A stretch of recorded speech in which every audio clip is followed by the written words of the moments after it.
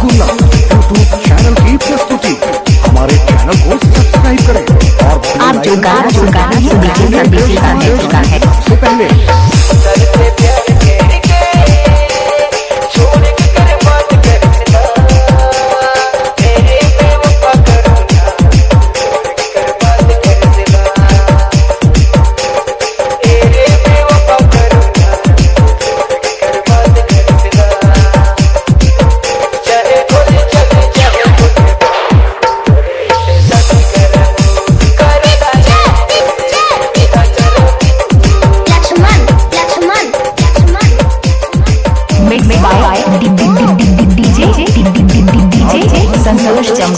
Channel की प्रस्तुति।